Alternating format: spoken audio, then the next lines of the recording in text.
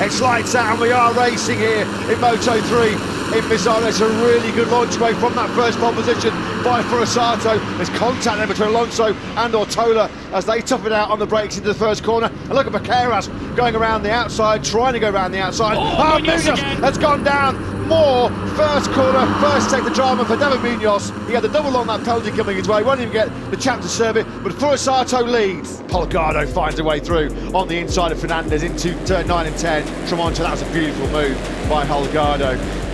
We now look back to see Holgado attacking Via, who was initially looking to gain a spot, instead he loses one. Yeah, this has been an ultra-aggressive start for the 96. Holgado is getting on with this. We can visibly see him carving his way through the field. He is the fastest rider on circuit with a 141.469. He was thinking about a move there on Furusato on the approach to 3 as well, wasn't he? Here's Holgado on the inside of Furusato. Thank you very much. Up into P3. So it's taken 2.5 laps for Danny Holgado to recover 8 places and get himself immediately into victory contention. Yeah, the second in Leopard on the ticket potentially. Here he goes again. From a long way back on Angel Piqueras.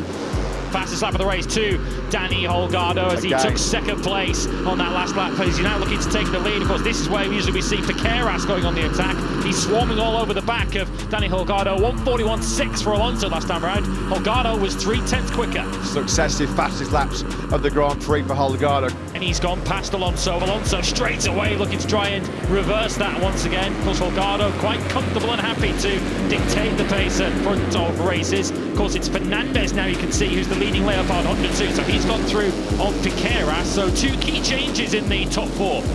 Piqueras though trying to move through on both of his rival Hondas. He's got through certainly on Furusato. Holgado straight back up the inside of David Alonso as Fernandez gets the move done this time on Piqueras and costs his teammate 2 places. Furusato through into 4th. That's a dive bomb and a half, isn't it, from Furusato? He got that all wrong. There was no room there. He was in too hot. Contact there really hurts his own prospects of the podium here. Of course, plenty of time to recover, but Furusato just being a little bit too impatient here, wasn't he? Yeah, Fernandez, no way he could get out of the way of that. It cost Fernandez 5 places. He's back to 8. Furusato has come across the line in 12th place.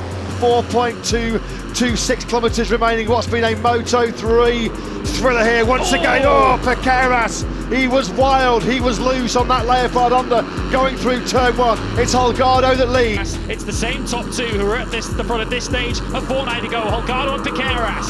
Yeah, it looks like Piqueras has got a great drive coming out of turn 6. He eases alongside Holgado, and there's nothing wrong with the top speed, is there, of that Leopard Honda machine? But now with the double slipstream coming through goes David Alonso halfway around this final lap. This is anybody's guess. Who's going to be your winner? Alonso. Piqueras now goes for the tight line through Tremonto, but there's no way through.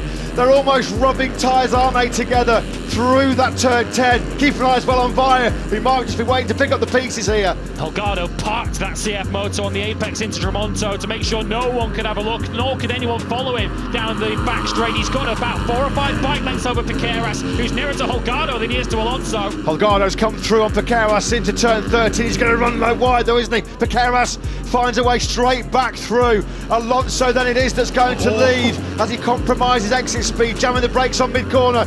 Into turn 15 we go. It's Piqueras going all in. A daring move potentially coming here in the final corner. He thinks better of it. Alonso just too strong. Out of the final corner we go. And it is David Alonso with another brilliant Alonso performance. He is your winner in Moto3 here in Emilia-Romagna.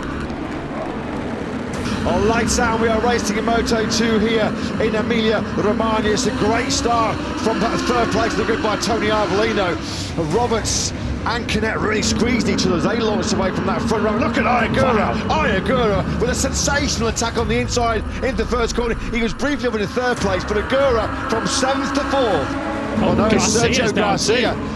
Dixon's name is tumbling down the order as well. Well, they weren't together on the circuit. Yeah, Dixon's name has definitely tumbled out of our picture, but Sergio Garcia, the big news, the rider 2nd in the World Championship down. He was already 9 points behind Ayagura when this race began. Yeah, Dixon has crashed out on our timing screen, so 2 of the top 5 in the World Championship down on lap 6. That could be a pivotal moment in this year's Moto2 World Championship.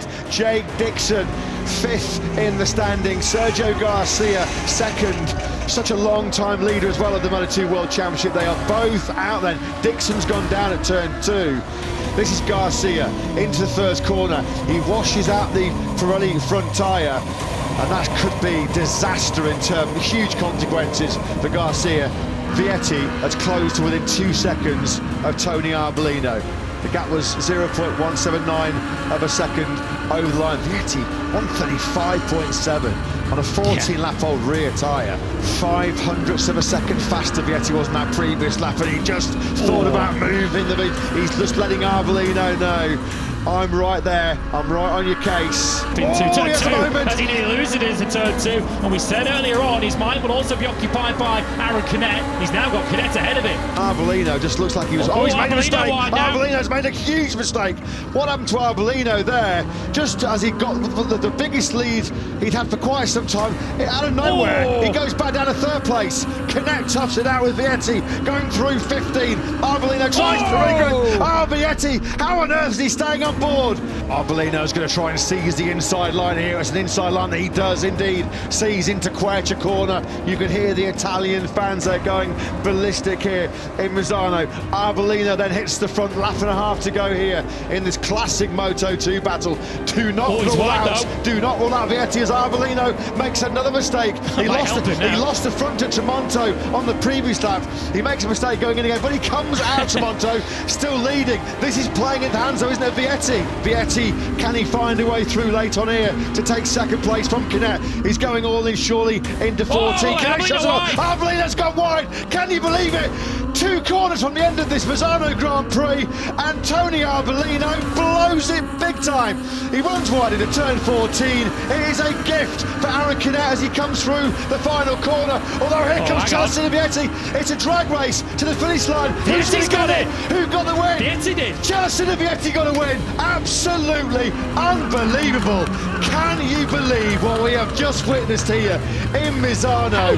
One of the best Moto2 races, not just of 2024, but one of the best Moto2 races since this championship was introduced all the way back in 2010.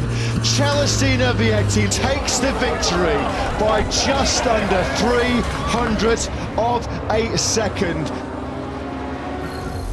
Like and subscribe for more MotoGP action. What are you waiting for?